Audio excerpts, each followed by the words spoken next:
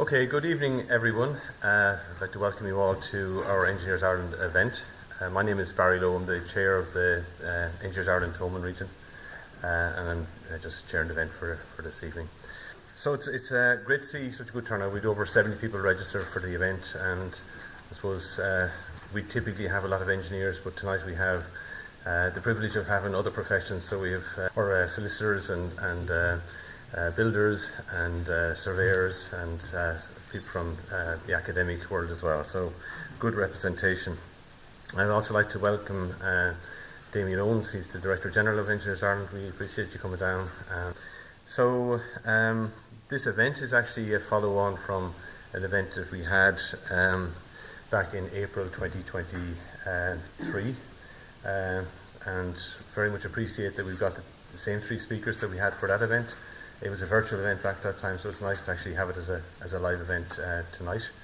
And I think in the last 2 years there's a lot of additional data that has been discovered and information that we'll be able to share with you this evening.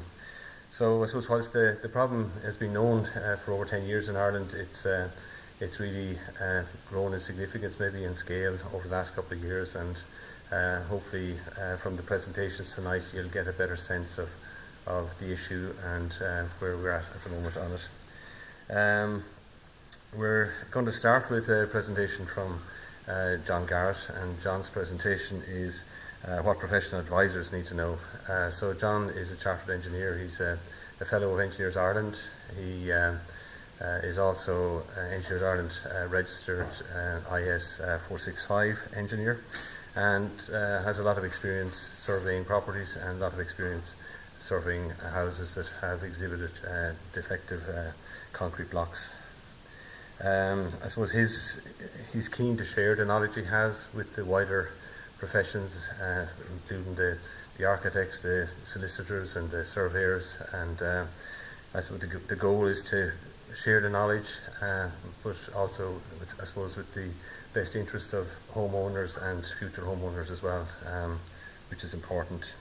Our second presentation will be by Paul Farren. He's Director of Anytime Coring, so he's going to really just talk to us about the whole process of sampling defective concrete blocks and give us the latest on that. And then our third presentation, probably a little bit behind there, so our third presentation is by Dr. Brough. He's a director and co-owner of Petrolab in the UK. Again, he's a lot of experience over the last number of years carrying out the evaluation of samples, and so he'll share his latest data with us and his experience that he's gained with the extensive petrographic analysis that he's performed on defective blocks.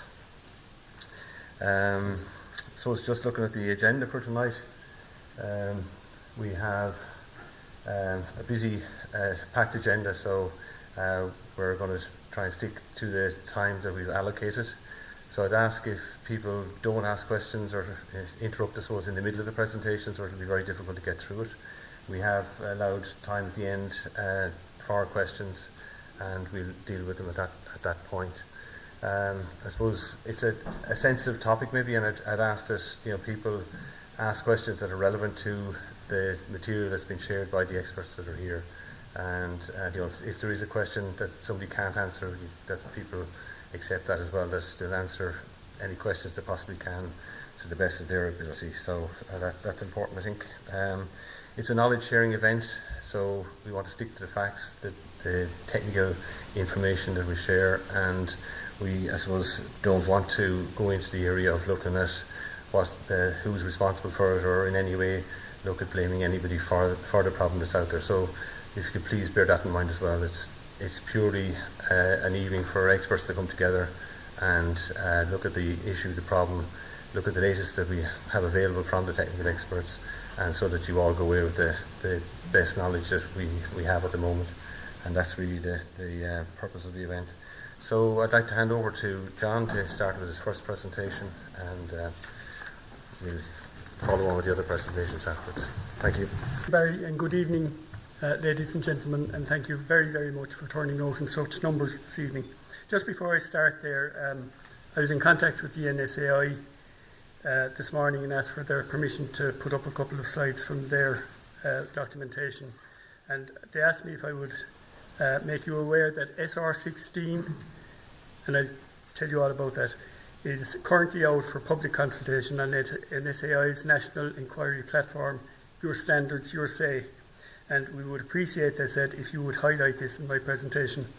And if appropriate, they said, to your presentation, you may consider sharing the NSAI, that the NSAI encourages professionals to get involved in standards development by joining an NSAI committee, and they can do this by completing the form on the nsai.ie standards website.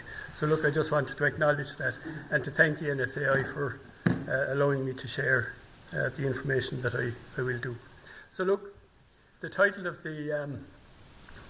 my presentation is Defective Concrete Blocks, a seminar for professional advisors, what professional advisors need to know. As Barry explained, it is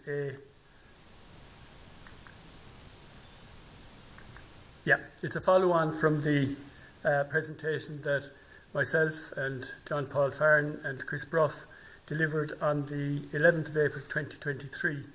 And by clicking on that link, you can get into the entire presentation at that time. But a lot of information has come to our knowledge since then, so we want to bring you up to date.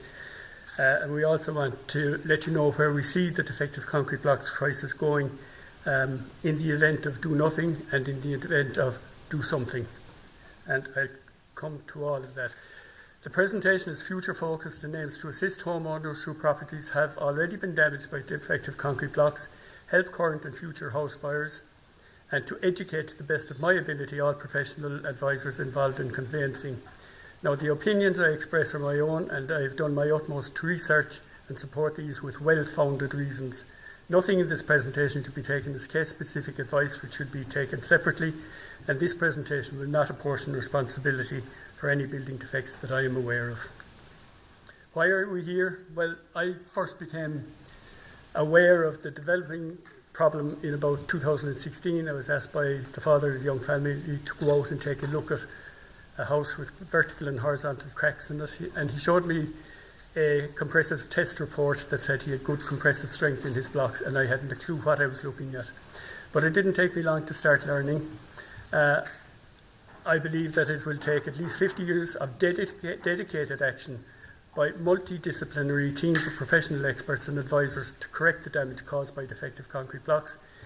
And achieving this in the interests of society will require us to act ethically with commitment, determination, dynamism, and do all we can for as many as we can, as well as we can, for as long as we can. Those words were inspired by Father Angus Finucane, who was the backbone of Concern worldwide for many years. Rest in peace. Just a reflection on ethics, because I think this is most important. The most valuable contribution an independent expert brings to the solution of any problem is his or her professional opinion. The reliable expert will consider all possible causes for the problem that needs to be solved and support his or her opinion with well-researched reasons. He or she will be independent, truthful and unbiased, be open to consider the opinion of others, and be prepared to change his or her mind should the need arise. The real test of an expert is if he or she will give the same answer to a question regardless of who has instructed him or her in the matter under consideration. Expert opinions could be provided by architects, engineers, surveyors, geologists, quantity surveyors, and others depending on the case under consideration. They should not be or be perceived to be conflicted in any way. It is vital that experts welcome and allow their opinions to be peer-reviewed and challenged, be transparent, and have a genuine interest in helping policymakers and decision-makers make a well-informed decision. We must be mindful of the danger of doing or not doing or saying anything that could result in a miscarriage of justice. Justice must follow the science. The emergence of the problem. 2011-2013, the problem started to develop in Donegal and Mayo. I didn't give it much thought. My patch was down here in Limerick and Clare, and I didn't give it any thought after that until I was contacted in that case of 2016. In 2017, the report of the expert panel on concrete blocks said that the problem in Donegal was one of mica, and it is not a problem of mica. It is a peritite problem. In Mayo, they said it was a pyrite problem. That is correct. And it took a long time for that to be accepted. And there was a lot of work done by Professor Paul Dunlop up in the Ulster University.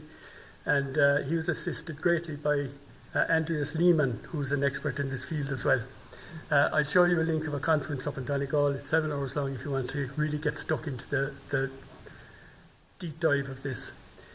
In 2018, IS 465, the assessment, testing and categorisation of damaged buildings incorporating concrete blocks containing certain deleterious materials was published. Training was provided in the use of this in 2019 by Engineers Ireland. In 2020, the announcement of the grant scheme was made for Donegal and Mayo. In 2020, I made contact with the then Director General of Engineers Ireland, and I told her that I considered that the problem was a bigger one than just Donegal and Mayo.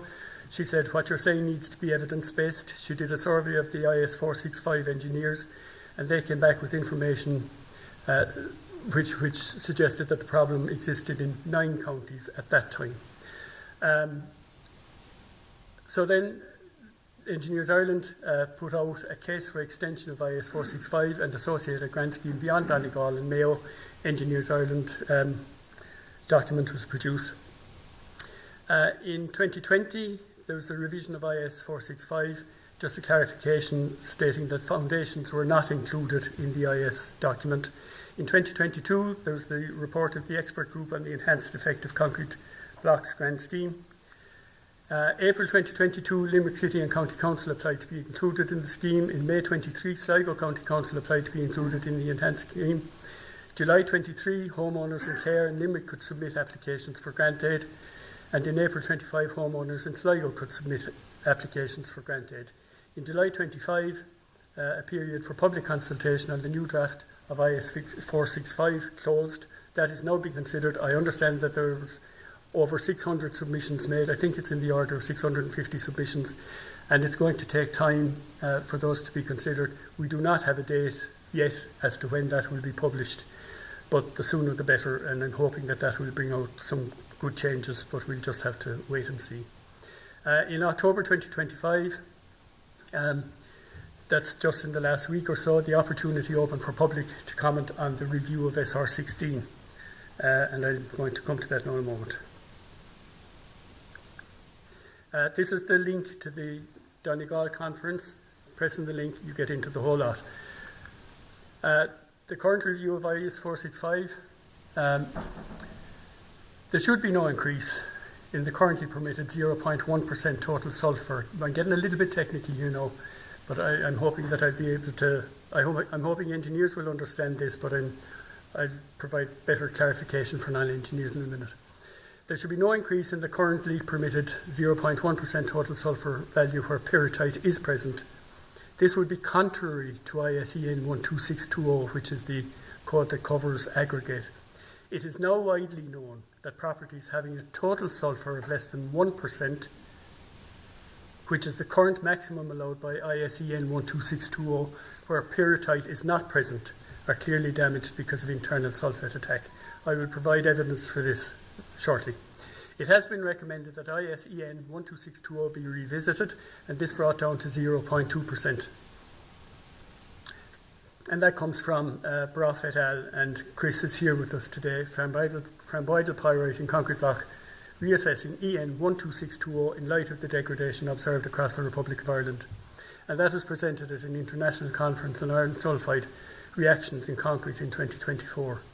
And the link for that presentation is there. Now, so this is how you get into the NSAI, your standards, your say on the use of SR16. It's open for public comment until the 18th of November. I'd ask you to listen to what I have to say in a couple of minutes and inform your own view as to what you should say in relation to that. So this is what SR16 says at the moment, the draft copy, and I have permission from the NSI to put these slides up. The total sulphur content the total sulphur content should be less than 1% by mass. However, even if the aggregate has a total sulphur content of less than 1%, it could still contain sulphur-related potentially deleterious materials, e.g. reactive sulfides. Therefore, if the total sulphur content is greater than 1.1%, the competent person should take this into consideration and should take extreme care to determine if any sulphur-related potentially deleterious materials are present when carrying out the geological inspection of the quarry and of the raw materials detailed in clause 352. The petrographic examination of the finished aggregate product details in 353, and if the presence of peritite is detected, then the total sulphur content of the aggregate should be less than 0.1% by mass. If other sulphur-related potentially deleterious material is detected, then the mitigating action should be taken as outlined in Annex C. And this is what Annex C says. So this is the summary of potentially deleterious materials, constituents and recommended action to be taken with regard to them. The potentially deleterious materials, sulfides, e.g. pyrite or peritite. Just moving across the line there, the potential impact on the concrete and concrete products, oxidation leading to volume increase and sulfate attack. Now, just the type of cracking you get with pyrite or peritite is you've got an expansive, it's a chemical reaction occurs between water, oxygen and the pyrite. And it's pyrite down in this part of the country.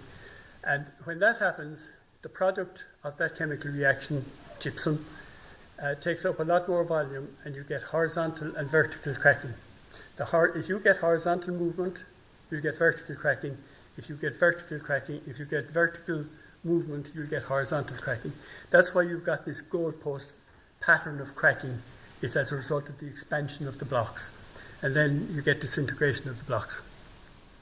So the reference is IS 12620. Now, the recommended action to be taken to mitigate the impact of potentially deleterious materials or constituents on concrete or concrete products.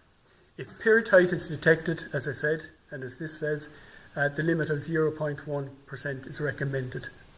If other potentially deleterious sulphur compounds are detected, the competent person should determine if the aggregate is suitable for making concrete on the basis of their assessment of the findings of the geological and petrographic inspections and the relative chemical content test results. The overall limit of the total sulphur should be 1%, irrespective of whether potentially deleterious sulphur compounds are detected or not. I do not think that clause is good enough for building products, right? I'll show you very clear evidence as to why that is so. This is what's happening in Clare, and thank you to Owen Kelly from Clare County Council who produced this for me. It comes from the monthly management report of Clare County Council for October 25, so it's very up to date. So here you can see that immediately north of Limerick, slightly northwest of Limerick, you have a cluster of these are applications that went into Clare County Council. So, and then it moves right out to the west coast. At a glance, you can see the magnitude of the problem here, and it's very early days in the whole project to date. The next one is a slide I got, this is from Owen Kelly relating to Clare as well. The total number of applications is 210. Some of them are still at a draft stage, 46 valid applications, 146. Those that meet the damage threshold, 159. Grants awarded, 56. Those commenced, 14, and not commenced yet, 42. And houses awaiting grant, 103. So, like the total number of applications at 210, it's still at a very early stage. Limerick City and County Council, and I'm delighted to see representatives of both county councils here tonight. I know Sean Nash is here, and he's provided this information from their records. Online applications, registrations, their total number 98. That would be registrations, maybe the applications haven't yet been completed, but the applications received is 67.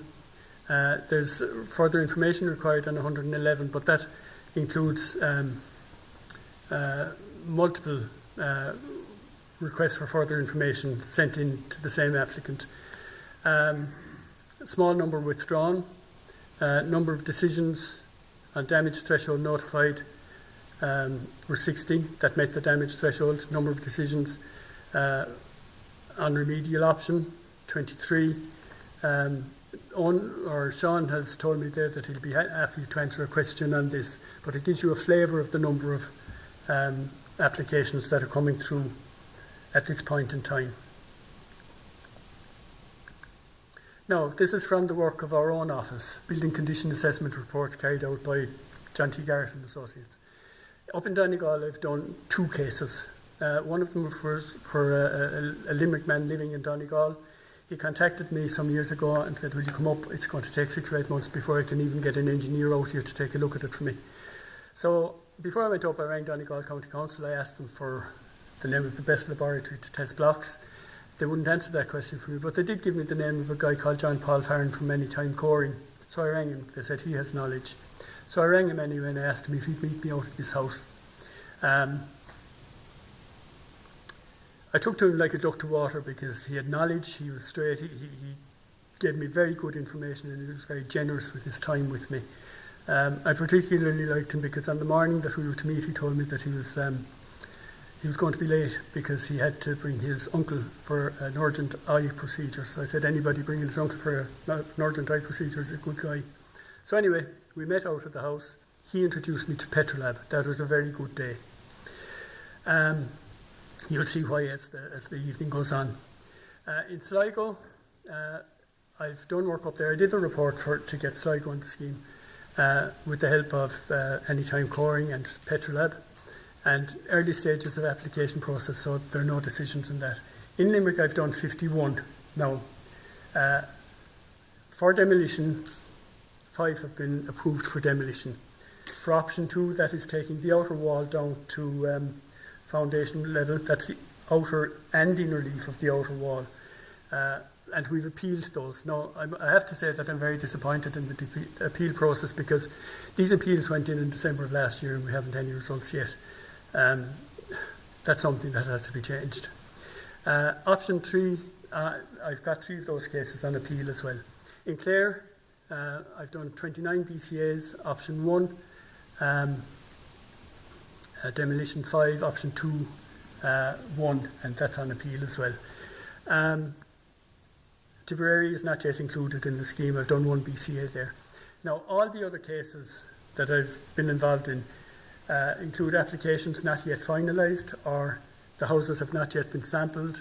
Options less than option 1 have been recommended to the housing agency, but the application has been notified and given the chance for the housing agency to review this option pending publication of revised IS 465, or those still undergoing the testing process. So the housing agency are giving people a chance to see what's happening. Just going back into this map that I produced there, what I did was I took my records and I dumped them into this, the pin drops. I've hidden the pin drops so that you can't identify any particular properties.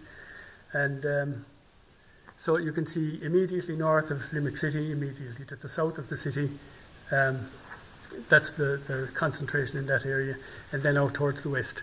But as well as that, between there and there are other cases, as you saw from the Clare County Council documentation or map provided there. So, once a week, at least, I meet a family that are impacted by this problem. So, everybody has their own life story, every family has their own difficulties or challenges, and then this is dumped on top of them, on top of all of that.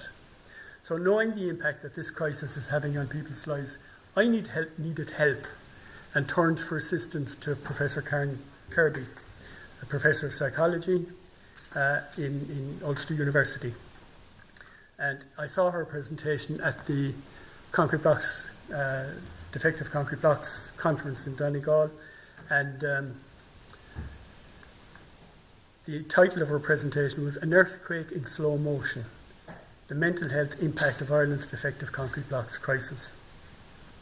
And I asked her, will you give me something to say on your behalf this evening?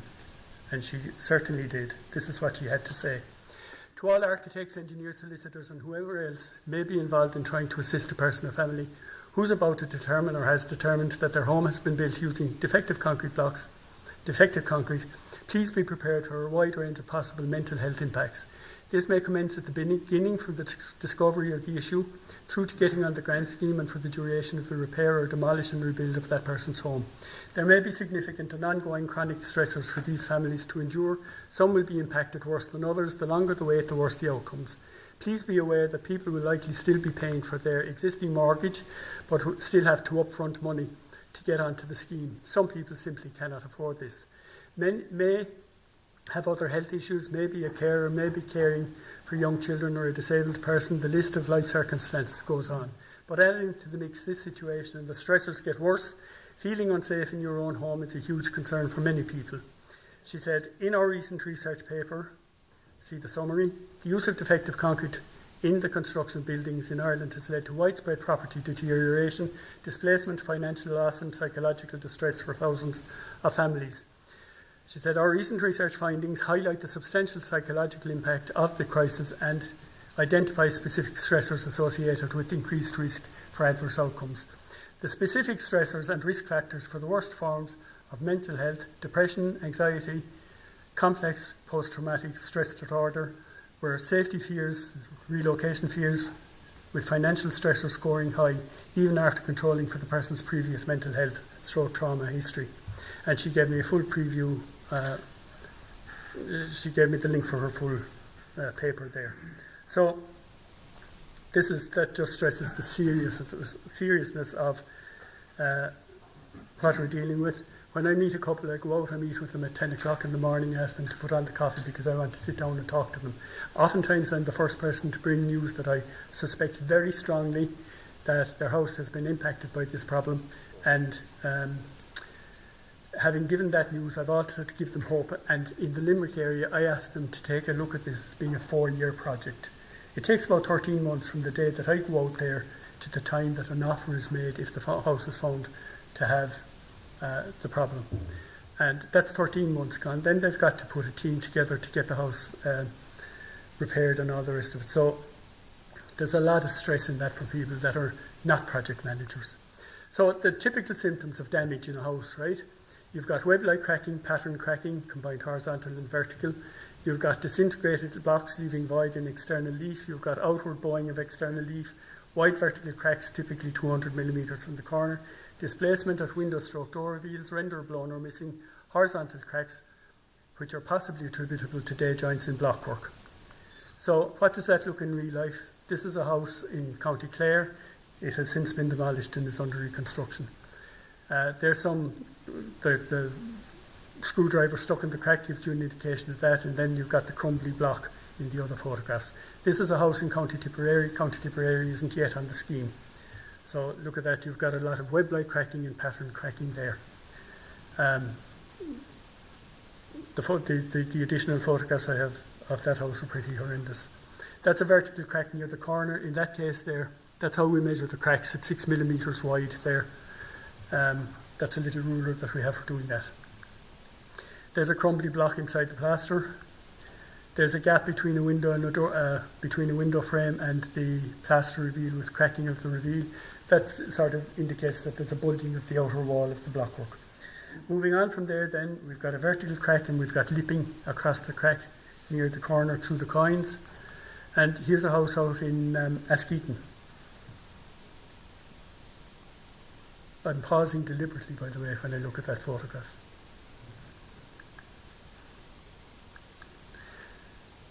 There's another house in County Clare with a vertical crack near the corner, and you can see the pattern cracking coming off it.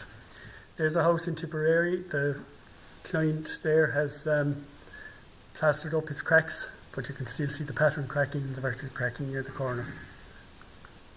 So a question that often comes up is about how to assess houses, right? And if you have a significantly damaged house, is a house where you've got pattern cracking on a gable, and you've got 2 of other 5 symptoms that I've mentioned already. 2 of the 5 symptoms would be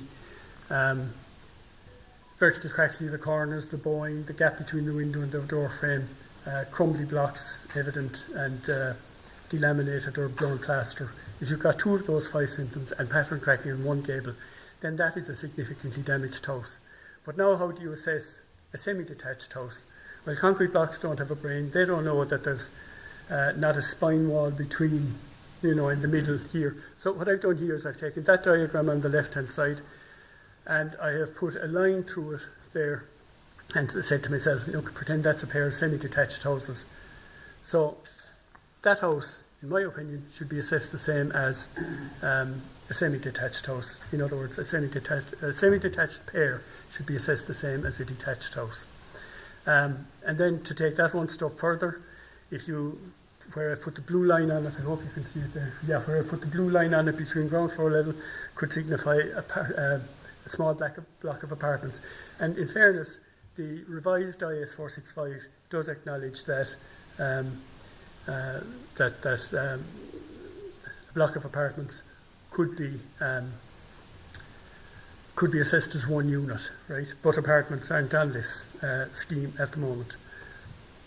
So moving on from there then, this is a link that will get you into the Defective Concrete Block Grant Scheme, and there's an awful lot of information in there. It's the Act is there, the regulations are there, ministerial guidelines are there, your questions answered are there.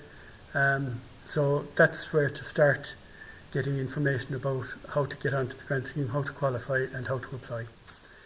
So who's an owner of a property? For the purpose of this Act, the relevant owner is an individual who owns, whether jointly or not, a relevant dwelling and became the owner of the dwelling prior to the 31st of January 2020. Now, just think about that, and then the other comments after that. Think about that for a minute. Here is saying you can qualify to get a grant if you own the house prior to January 2020. However, the application for Limerick and Clare wasn't approved until June 2022, and applications didn't open until July 23. And here you are asking a homeowner to go down here. An individual who purchased a relevant dwelling on or after the 31st of January 2020, other than a dwelling in respect of which a letter of assurance had been issued, shall not be a relevant owner where he or she knew or ought to have known that defective concrete blocks were used in the construction of their dwelling. I think that's grossly unfair. I can talk about housing estates where several houses have been bought and sold well after January 2020, and I would submit respectfully that the grant aid should go with the house and not the owner of the house. Who can do a building assessment report? Okay, a competent architect, a competent building surveyor, a competent engineer as defined in those paragraphs there. And there's who have received training in relation to damage caused to dwellings by the use of defective concrete blocks in their construction as may be prescribed. Now, as may be prescribed, it hasn't been prescribed. So what I'd say is that if you're a competent architect, a competent building surveyor, or a competent engineer, you're entitled to submit a BCA. So just learn as much as you can from me this evening and get good at doing them and put in your submissions. Keep in touch with people like Owen Kelly and Sean Nash. They're good to talk to. Let them know that you're hitting all the right notes. Make their job easy. Make the Department of Housing's job easy to say yes to your application. Make it difficult for them to say no to your application. Be transparent. Produce very good reports, and as well as that, help them to do their job. And I find that both Limerick and Clare are very good at helping people with their applications. So, the Building Condition Assessment Report. Here's a toolkit that comes from me. And even in there I put in a pair of Crocs, because a lot of people are not Irish people, they're people with a custom of not wearing shoes in their home. You need to gain these people's trust, and you need to let them know that you respect their home and that you're here to help them. So that's the list of tools that I use there, and I'll move on from that. You can read it yourself. A Building Condition Assessment Report. The template for this is brilliant.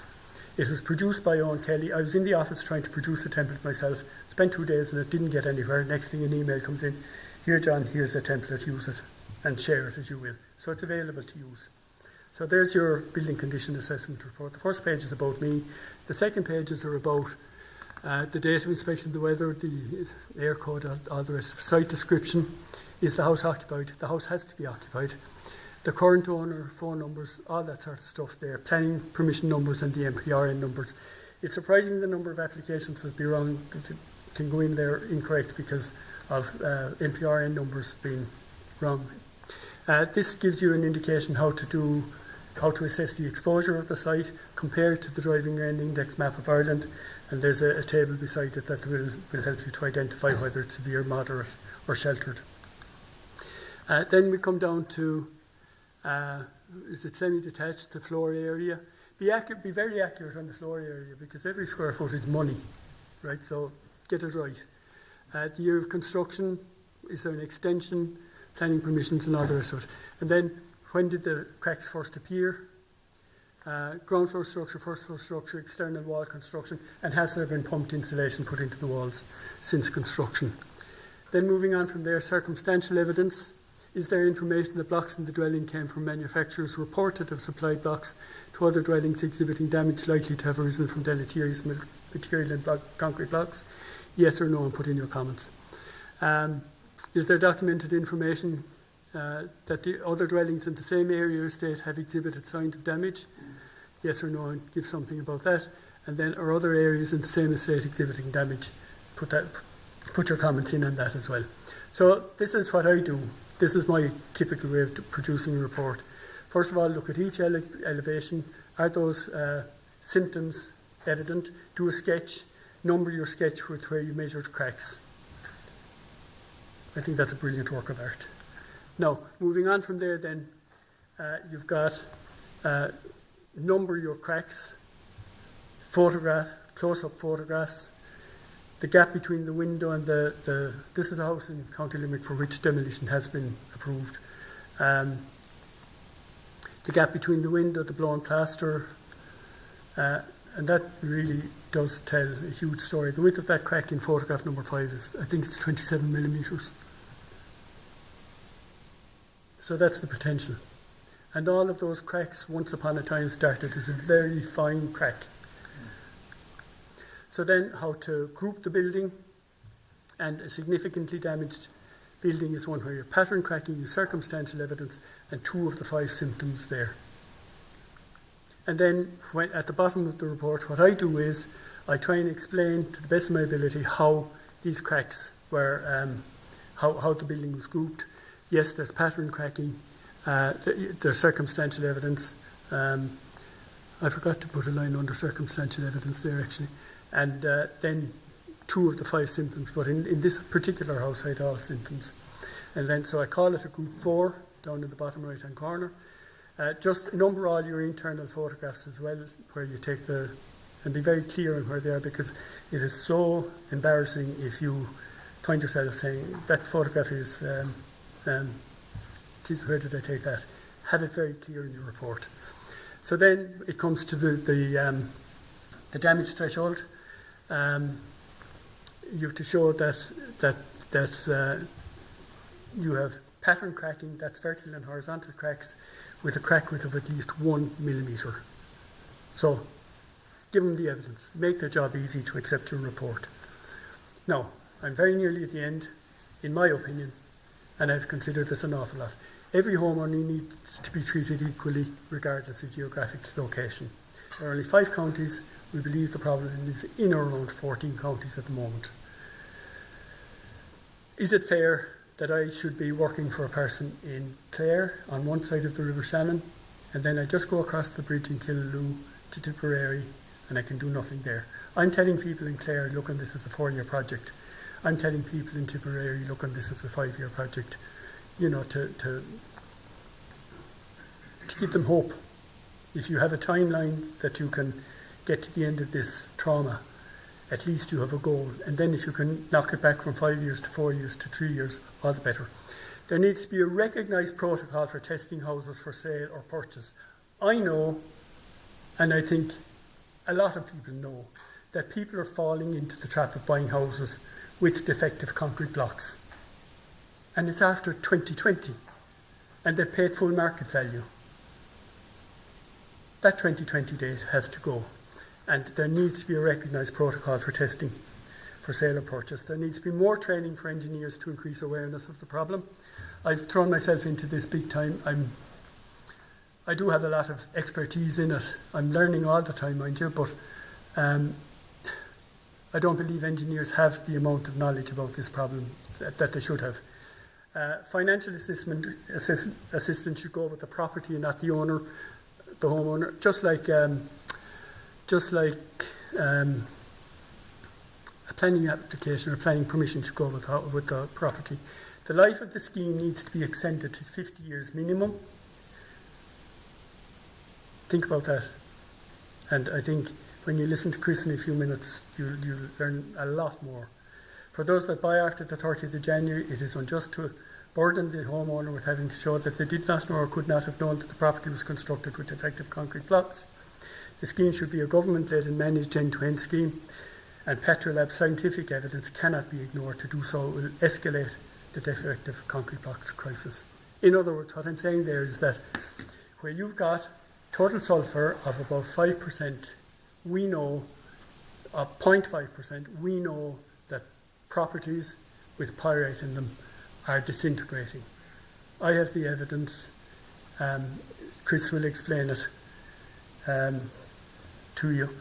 And I just put in an overlap between Chris and myself. That is Chris's diagram, where you've got all these counties, and all of them are under the 1%, with the exception of Mayo, which has gone up to about 1.06 or something like that. And you've got all of these properties that are compliant with EN 12620, and yet they're failing. And what Chris is saying is that needs to be down to 0.2%, and I agree with him. So look, that's my presentation.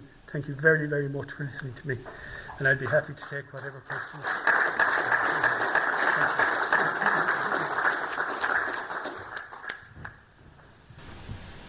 Hi everyone, I would like to thank John Garrett for inviting me here tonight to talk about the sampling process. So the purpose of the sampling process is to obtain representative samples of the concrete block material. So when we arrive on site, we adhere to the health and safety precautions. We wear the appropriate PPE gear, safety boots, gloves, hard hat, dust mask and eye protection. We use vibration controlled coring equipment and follow the manual handling best practice. We maintain safe access egress around the sampling area, cordon off if necessary. We keep the work area clean and manage slurry dust to avoid slip, trips and falls. We check for services before coring. So how we do that is we scan for hidden services. We use our CAT and Jenny scanner where applicable. We confirm locations for electrical cables, water, gas, telecoms before we start. We check the drawings and we consult with the property owner if unsure. We mark safe drilling zones clearly before cutting or coring any of the walls. And sampling locations. So what we do is we extract 13 samples from the property. There would be 4 internal samples, 9 external samples, and 3 of the 9 external samples would be from below ground. So in the sampling process, we have the time of COVID-19, we started extracting all samples from the outside in, where we would core right through, and we would stop short of the skim or the scratch coat on the internal leaf of the house, and we would extract all samples from outside. So it was very clear cut. It's a good job.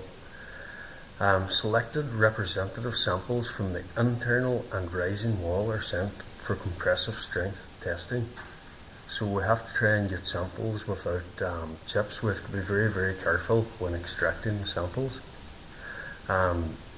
Samples can't be taken from the chimney breast, as this may alter the chemical test results because of the sulphurs within the blocks. The sampling procedure. So this is an example of our chain of custody form.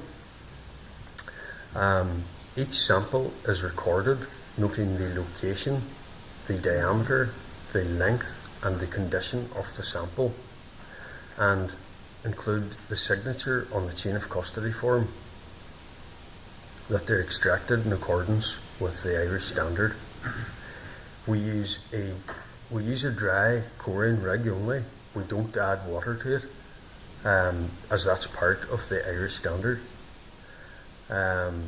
And we also have to make sure when we're extracting the samples that there are no mortar joints going off to the lab.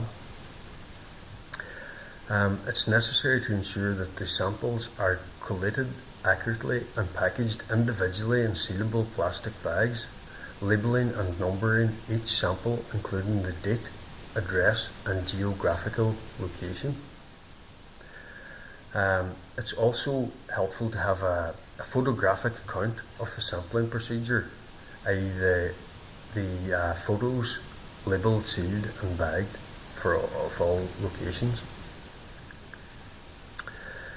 Reinstatement of the sampling hole. So we repair all sampling holes carefully and with particular care to the exposed cavity area. Existing insulation in the cavity should be repaired if disturbed or replaced as required. And where excavation has taken place of the rising wall, like for like reinstatement should be adhered to, i.e. if we break out concrete or bricks, we replace with concrete bricks or tar macadam pavers with a like to like. This is an example of a substructure sample. Particular care has to be taken because this is 98 millimeters, and we have to be very careful not to take a representative sample with a mortar joint on it. So extreme care has to be taken here. That's the sampling process, and I appreciate the opportunity to speak today, and thank you all for listening. If you guys have any questions later, feel free to ask anything at all, and I'll pass these over now to Chris Brough from Petrolab. Alright, good evening everyone. Thank you for being here.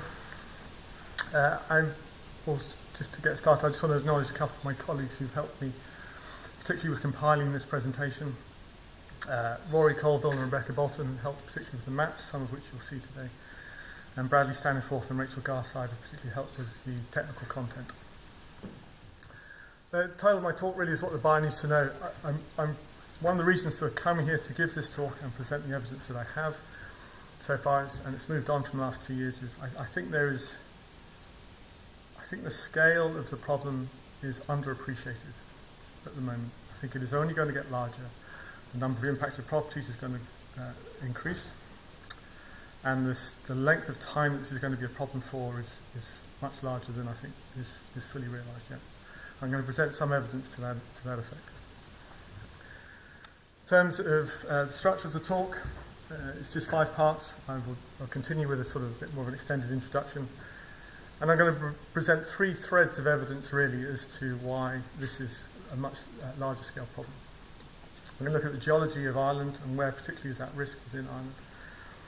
I'm going to share a bit more detail about the historic precedent from Cornwall, particularly the Mundic problem, because I think in the southern counties, and by southern counties I mean everything south of Donegal really, the problem is very, very analogous to what happened in the Mundic problem in the UK, but just on a much bigger scale.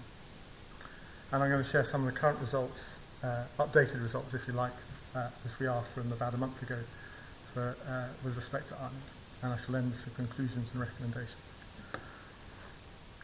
So if I want to state the risk, and this is really from the outset what I consider to be the risk right now to a buyer present in one of the impacted counties looking to purchase property.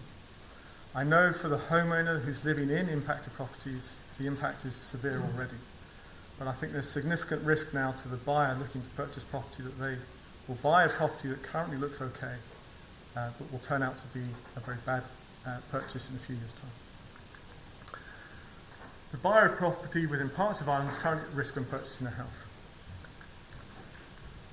Houses may currently appear fine, but the number of impacted properties will rise, and I'll present evidence to that effect.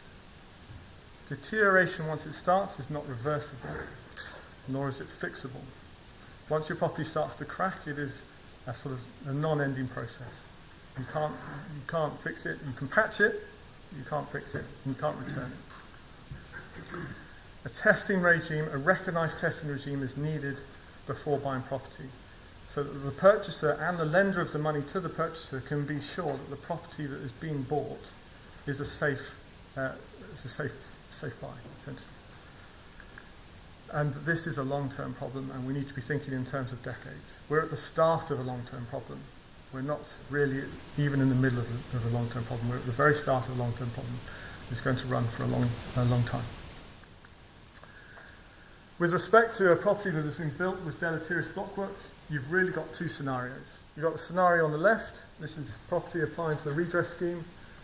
You may be able to access grant money through that scheme at the moment for partial or full demolition.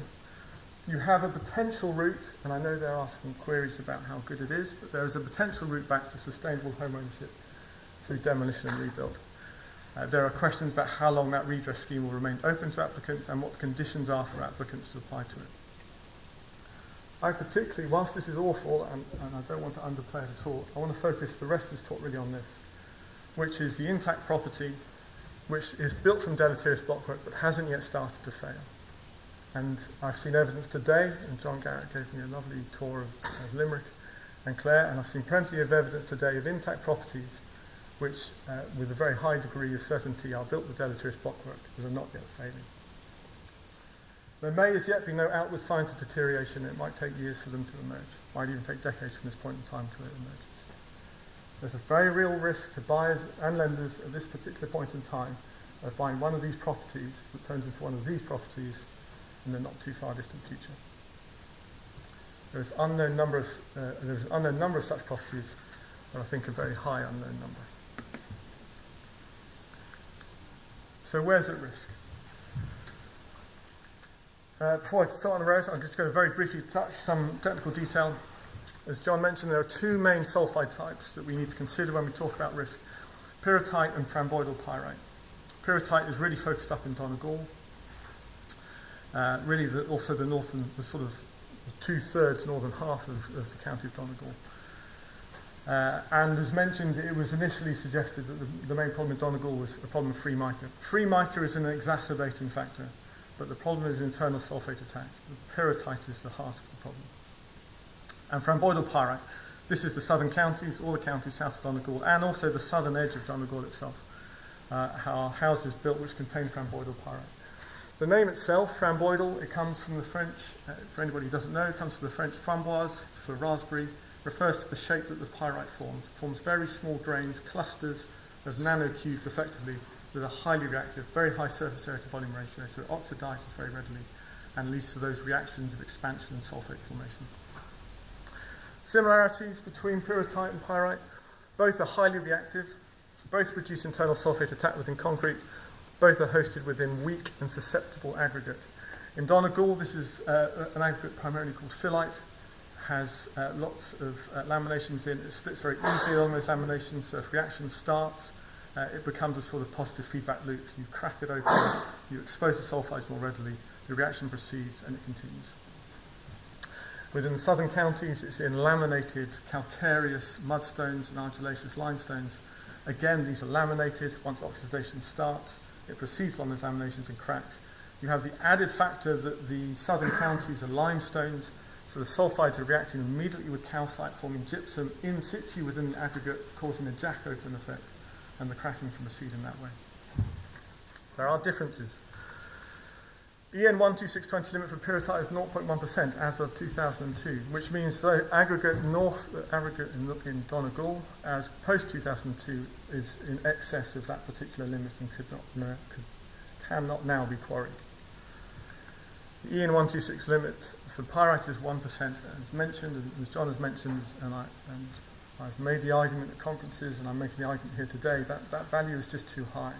When you have rhomboidal pyrite as your prime sulfide, it will lead to deterioration. SR16 does currently allow for professional opinion. This is a note from that. Recommends total sulfur is less than 1%. However, aggregates that meet less than 1% recommendation may still be deemed unsuitable based on the assessment and opinion of the competent person, the professional geologist. That is my professional opinion, certainly in the case of rhomboidal pyrite. But I think it would just be much more straightforward if that 1% total sulfur was caveated that in the case of rhomboidal pyrite, that value is too high. Both these sulfides are known to cause problems. Pyrrhotite up in Canada.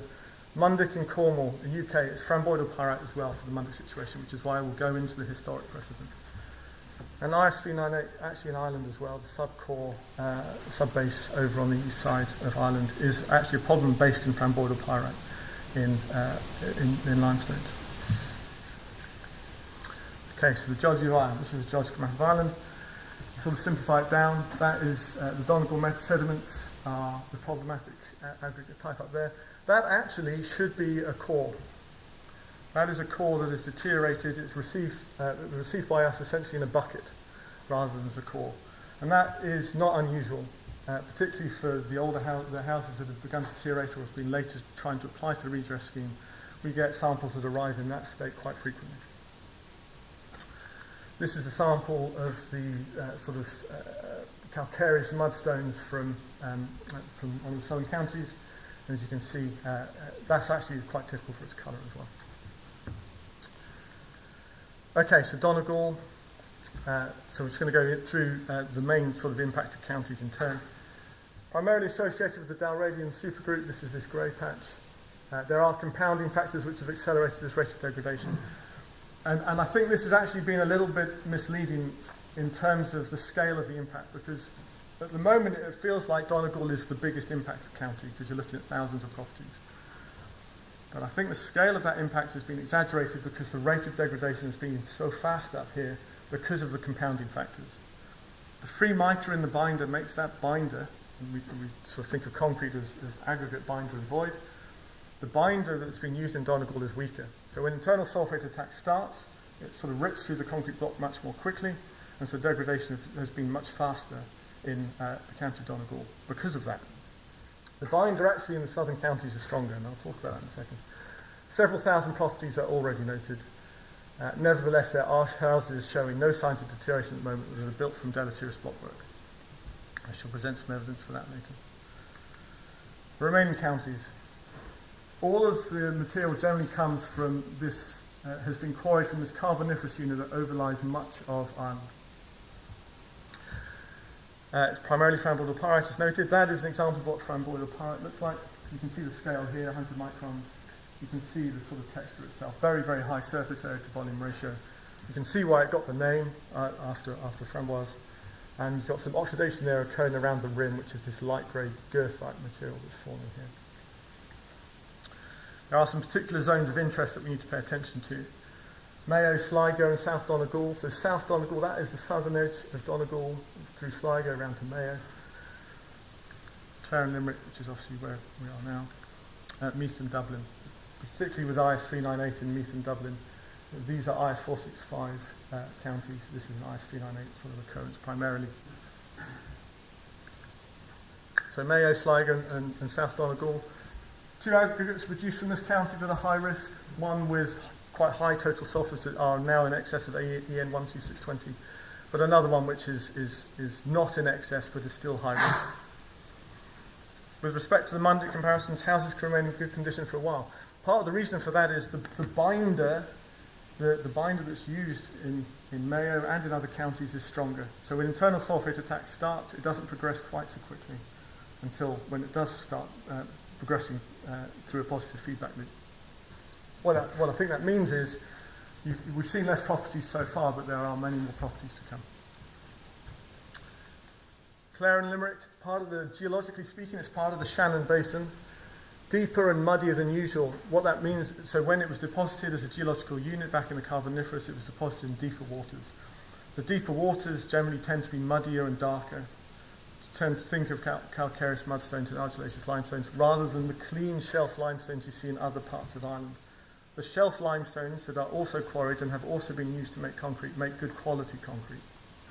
They have lower sulfur values, they're much better structured. What we have in Clare and Limerick is a large chunk of the Shannon Basin and some topping Lemurian mudstones, which are deposited in deeper geological settings, more likely to be argillaceous and contain framboidal pyrite. Total sulfur of the sample is within EN 12620 codes all the time. It's always less than 1%. We, in all the testing we've done, haven't come across one aggregate, one concrete core sample that's exceeded 1%. And yet the deterioration that we see, that John has shown me, we've seen pictures of, is unmistakable. Again, very likely there'll be houses showing no signs of deterioration at the moment. Very likely, in fact. Meath and Dublin, part of the Dublin Basin, similar to the Shannon Basin, originally deposited deeper than usual for the Carboniferous in Ireland, so you've got more dark black calcareous mudstones, argillaceous limestones, examples in the Lucan Formation and Tober Corleen Formation, 2 geological units in the area. Plenty of framboidal pyrite. Most of the problems so far have been in hardcore. IS 398 has been the relevant standard for that. Total sulfur is usually with the EN 12620 codes. Whilst we haven't done any work for the housing agency around here, we have done work in the private context, and there are block work impacted properties as well. Other counties. Outside of these main areas, there are other impacted counties. This has been mentioned. Generally, for all the other counties south of Donegal, the failure mechanism is the same. You're looking at framboidal pyrite in argillaceous limestones, calcareous limestones, all high risk, all with sulfur values that sit below that EN 12620 value. Okay, historic precedent in Cornwall. So this is, I just want to compare against what happened to Cornwall in the 1980s, how that problem originated, the timescales that were associated with that, and some of the politics that was associated with that, to see how it compares to what is currently occurring here in Ireland, and what might occur looking ahead as well. So Mundic is simply the Cornish for pyrite. How it arose, Cornwall, for those who don't know, is right down the southwestern edge of the UK. As with Cornwall, most of the housing stock really was built out of stone up until the 1900s. Post the 1900s, into 1910s, 1920s, they started using concrete to make building property. But because Cornwall was at the sort of the southwestern edge of the country, it was too expensive and it took too long to wait for aggregate to come down from up country. So builders being versatile and creative in terms of where they were getting their aggregate from, thought, well, what other aggregate have we got around us that we can use? Well, we have an old mining, we have a strong mining heritage, we've got all of this waste stockpile that's around us of aggregate that's suitably sized, ready to be mixed into concrete, let's use that. And it was a good idea, ultimately, in many respects, because some of the waste rock they were using, like from the China clay workings, made excellent concrete. Stood the test of time, lasted 100 years, it's brilliant stuff. But around some areas, it turned out to be a really bad idea, because some of that waste rock was low-grade metasediments, very similar to the southern counties of Ireland, with framboidal pyrite present in very similar concentrations. And those buildings that they made from that concrete started to fail. But it didn't fail immediately. So those houses were built 1920s, 1930s, 1940s. That's the heart of when those houses were constructed.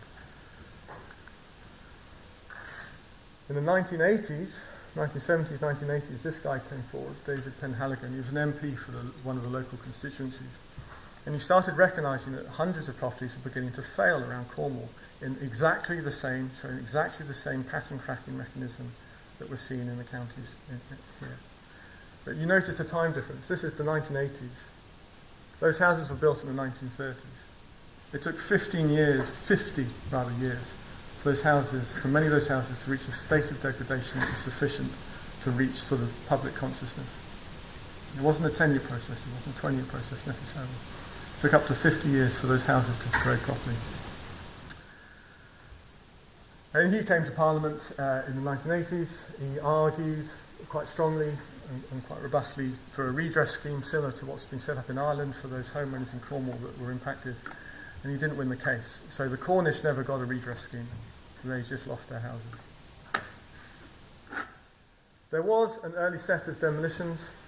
Initial properties were demolished in the late 1950s, particularly around Perranporth and Truro Council. These were the very worst properties. And so you can consider it, look, 20 years for those houses to degrade. They were the very worst. This, I think, is roughly where we're at now in Ireland with respect to the demolitions that we're seeing. We're seeing the demolitions of the very worst properties. There's a longer scale problem of the high risk but not so high risk properties that are coming down the track. As mentioned, took many properties 40, 50 years from build to degradation. Whilst usually severe in the end, it is not necessarily quick. There's no predictable decline rate. And these are just some comments that I drafted from our House of Commons public record of minutes. In effect, and anybody will recognise this from those impacted here. In effect, it is a time bomb in people's properties. Some of these blocks have been in houses for 20 years, so they perform perfectly satisfactorily and then suddenly deteriorate. I've seen examples of block no stronger than dry beach sand. There have been structural collapses, and there are many properties in which there is substantial structural danger. And one of the reasons I'm really here today as well, the biggest problem is now in the private sector. When one meets constituents, the despair that this recognition imposes on people, the feeling of hopelessness, and the realisation that a lifetime of saving to purchase a property and decorate it nicely for retirement is wasted. It has to be seen to be believed. Hotspots. As with Ireland, there were hotspots in Cornwall. So the hotspots in Ireland are the counties as mentioned. The hotspots in Cornwall related to the particularly sulphide-bearing mine wastes that were used by the builders to try and get things going. Not all parts of Cornwall are equal high risk. Those are the areas of Cornwall at the highest risk, orange and green, and the greens are the particularly quick to degrade. Those were some of the ones that were earliest demolished. Demolitions were generally around Perranporth and some of the Truro rural area, which would be in this area here. These were the quickest to go. Some of these have taken much longer time to go, like around here and around here. As I said, builders just got aggregate from where they could, and the beach sands were excellent. They made excellent, the China clay mines made excellent aggregate for concrete. The beach sands also made excellent aggregate. In fact, some of the drillers, we know when the drillers have been drilling around here because they come into the office bringing their samples cursing, because the block work around here is just absolutely fantastic. It's absolutely bulletproof hard as well. So they're whinging about the fact that the drill bits have been worn down to nothing, as I'm sure John Paul can probably empathise with. The areas most likely to be impacted were obviously those areas that just by bad luck happened to be proximal to the worst aggregate initially. And just to reiterate a point, not everything that's high risk is equally high risk, and this gives rise to different rates of deterioration. The fact that the most critical stuff is deteriorating now doesn't discount the fact that there's a whole cohort of high-risk aggregate currently embedded in Irish housing stock that is slower to deteriorate and will take a while to emerge. How Mundic conveyancing works. So one of the things that happened in Cornwall was the lenders pulled out of the market. So when the lenders started to see that houses were failing, they just refused to lend money for purchasing property in Cornwall until a mechanism was found out that they could have confidence that the money that they were lending to purchase the property was not money that was going to be wasted. And this, in the end, this is the scheme that came out as a result of it. This is to enable buyers to buy with confidence. It was to enable lenders to lend with confidence, that in both cases their money was not going to be lost. And their homes weren't going to degrade, and they had made a safe investment for the future. How it works? If the house has been built between 1900 and 1965 out of concrete, it needs to be tested. Every house, when it comes to market, if it's built within that time period, it has to be tested. It goes to a stage 1 macro investigation. What that means is we receive our core, and we'll look at it, and we'll assess what the aggregate type is. If it's a known good quality aggregate type, then it will simply get a pass. It will go back to the homeowner, and they'll be told the good news. If it contains problematic aggregate types, it goes on for further testing. Stage 2 examination generally involves petrographic examination of a thin section to determine the proportion of problematic lithologies present. With respect to what we might be more useful as well, looking ahead in the Irish context, total sulphur screening would be very useful. After stage 2 examination, it's either given a Class A, that means it's mortgageable, lenders have the confidence to lend money on it, buyers have the confidence to buy. If it's Class B or C, it becomes unmortgageable. Class B refers to sound concrete, but there is high risk. Class C refers to unsound concrete. One of the benefits of having this scheme set up, and it was independently set up using the British Research Institution, and it was sort of rubber stamped by the Royal Institute of Chartered Surveyors. It means any professional geologist working in this area works underneath that scheme, and so has to report in line with that scheme. And it gives confidence that the professional geologist, in assessing that core is good or bad, actually knows what they're talking about, and has done so with reference to a standard that a buyer and a lender can trust. Mundic timeline. I'll do a comparison of the Irish timeline after going through the Ireland data that I present. So very just to recap then, buildings were built 1900 to 1965. This is when problematic properties are now embedded in the Cornish housing stock. You have an initial wave of demolitions of the worst quality stuff, 1950 to 1965. Actual evidence for the amount of properties that were demolished is very hard to come by.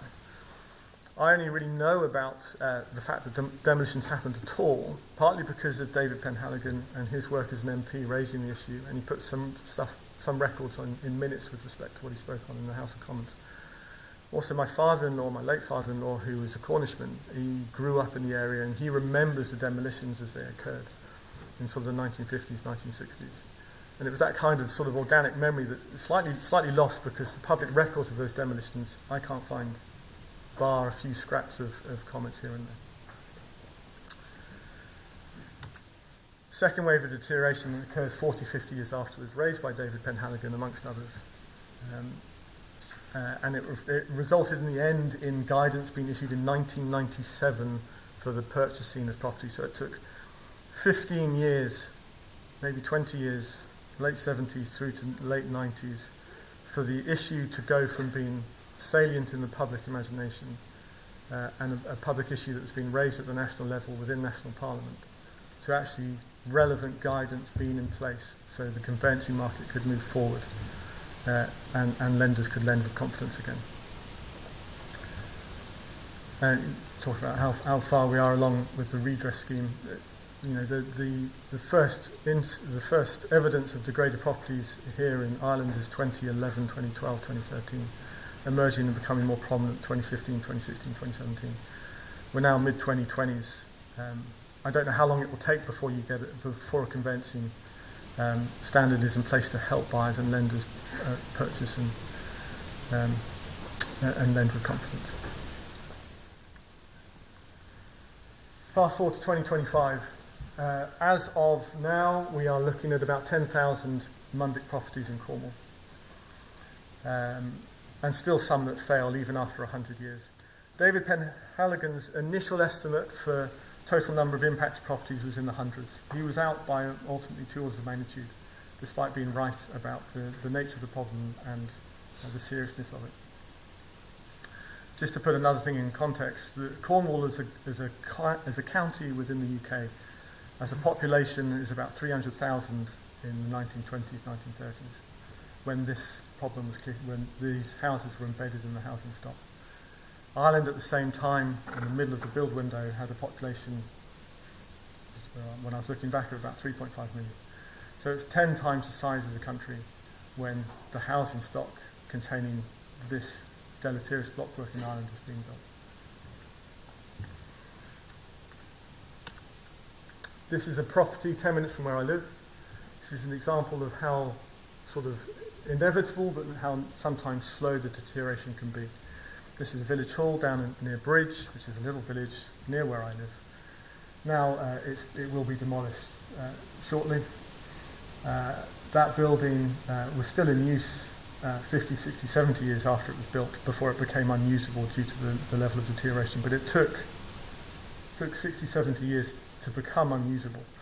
And we can see exactly when it was built, because there's a nice little capstone there, 1926.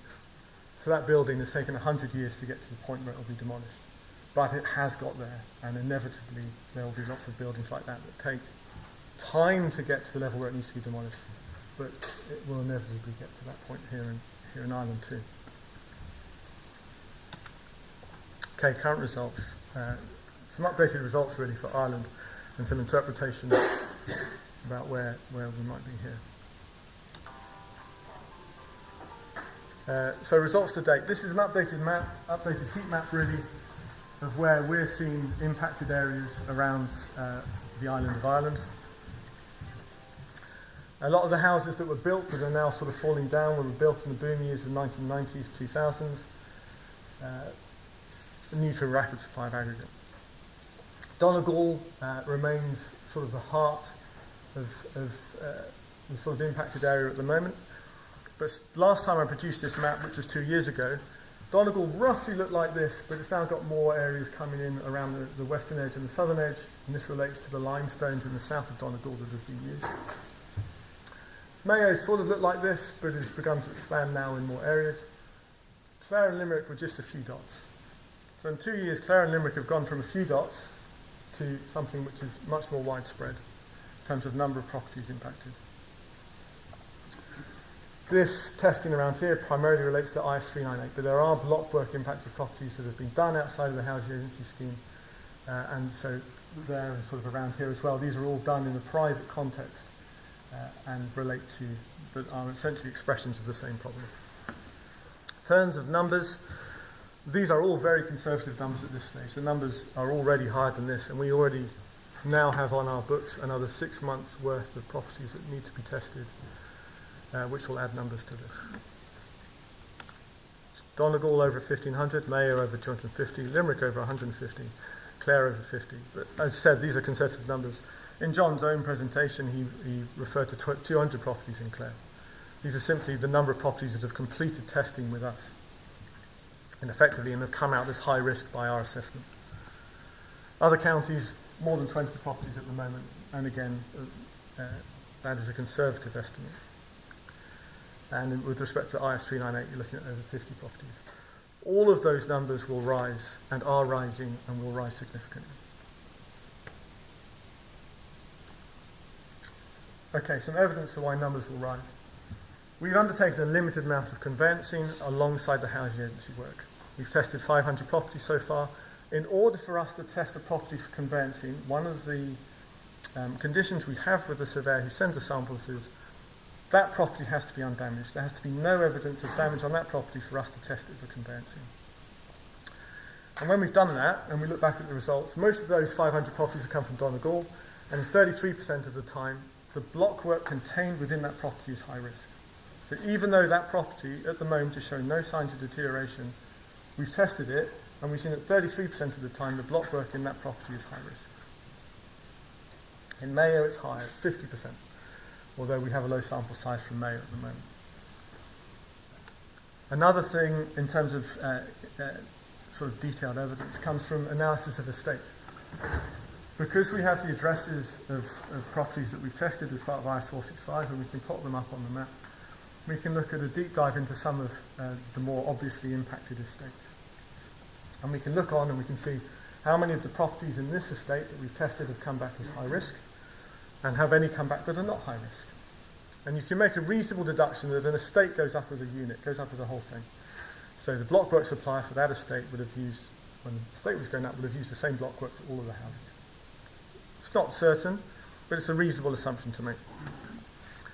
And what we found is, if you were to label up all of the properties analysed, well fine, we've done, as an example, 8 or 9 properties in this estate, and every property's come back as high risk. you can make a reasonable deduction that every property within that estate as a whole will be high risk in the end. And John, when he gave me a sort of tour of Limerick today, we wove into a couple of impacted estates. And you could see the worst impacted property, you could see the gable end beginning to go, and you could see ones that had already been drilled and been tested and gone onto the housing agency. But you could see 6 or 7 properties in that same estate that were beginning to go. You could see the crack patterns beginning to emerge at the gable end. You could see the corners beginning to crack along the edges.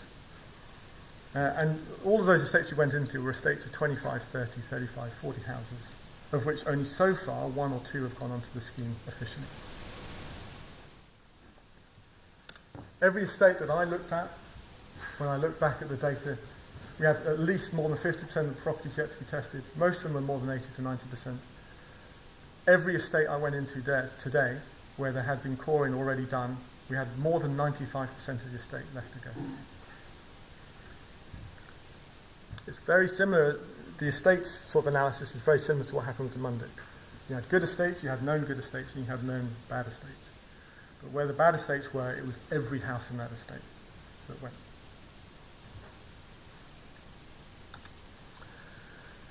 This is the analysis of sulfur grades for framboidal pyrite. And John referred to this already. For familiarity, the y-axis is total sulfur in aggregate. The x-axis is counties. You've got from left to right, Mayo, Donegal, Sligo, Clare and Limerick. Those first 5 are all on the scheme, and this is all scheme data for redress scheme. Kerry, Louth, Dublin, Meath, Wicklow, Monaghan, Carlow, Wexford are the next ones along. Those are all private testing. For reference, the one on the far right is your shelf grey limestone I've referred to previously within the talk. This is good quality limestone, makes good quality property, makes good quality houses, and you can see the total sulfur values in the grey limestones. These are 3-letter codes that we use to identify the aggregate that's been used. Some aggregates that have been used are unique to particular counties.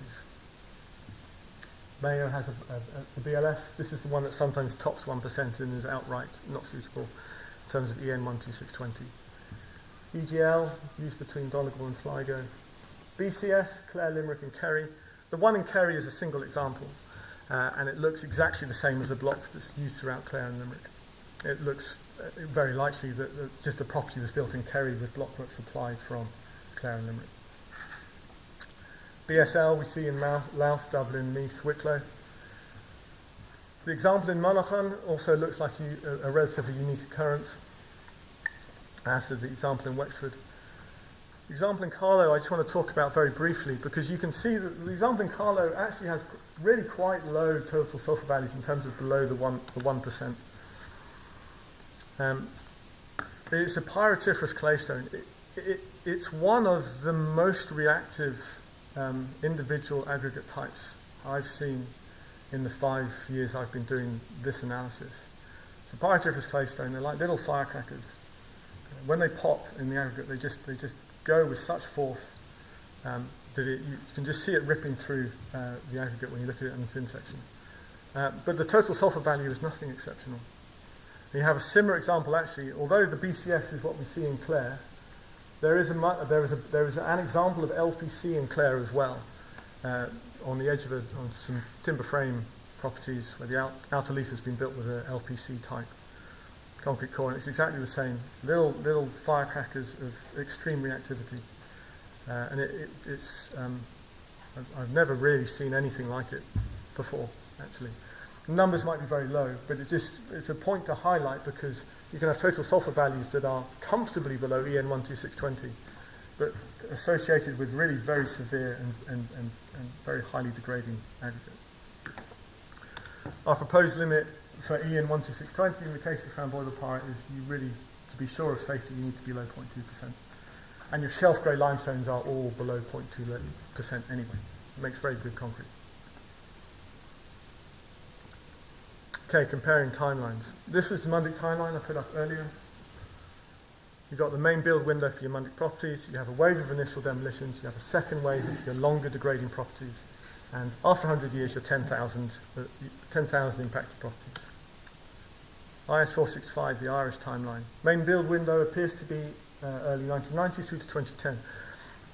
That said, if aggregate is still being used, still being quarried, still being supplied to make block work, that technically meets EN 12620, but is argillaceous limestones and calcareous mudstones, then that window is not closed.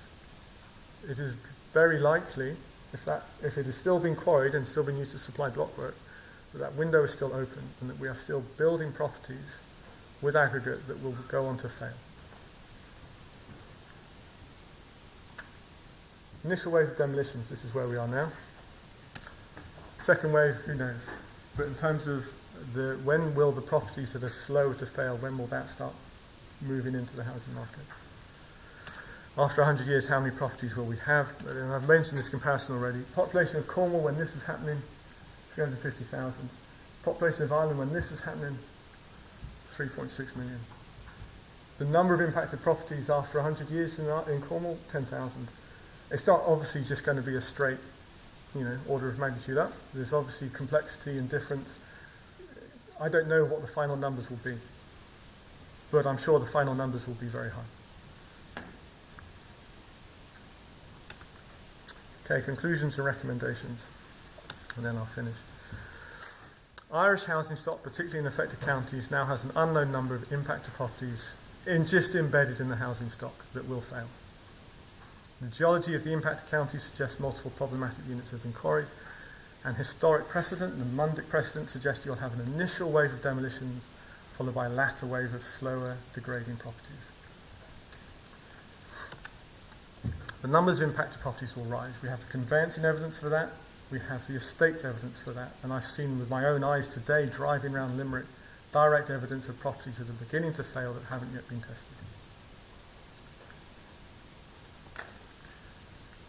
This is the start, the very start really, of a decades-long process. Long-term plans for conveyancing as well as for redress will need to be implemented. Recommendations, and this is for the buyer, this is also for the lender, but this is really particularly for the buyer at the moment. Please take appropriate and significant caution when buying and selling properties in affected counties, particularly when buying, if I'm speaking to the buyer now. Lack of current damage is no protection. Some concrete types are slower to deteriorate. There may not always be a redress scheme in place, so you might inadvertently buy a property that will degrade with time, and you may be left with nothing that you're able to do about it. No one wants to end up with a property that deteriorates in this way. Donegal, Mayo, Clare and Limerick are currently particularly high risk for buyers, but more may emerge with time, and we have confirmed occurrences in multiple counties now. Occurrences in the other counties are at the moment very low, and I should iterate that. There are hotspots in Ireland, there are hotspots in Cornwall, there will be parts of Ireland that will be perfectly fine and will only have a few isolated occurrences. Donegal, Mayo, Clare and Limerick do currently represent the main hotspots, but there are occurrences outside of those four counties. Testing of properties for conveyancing should follow a scheme similar to the Mundic scheme. It should be approved by an independent body, like Engineers Ireland.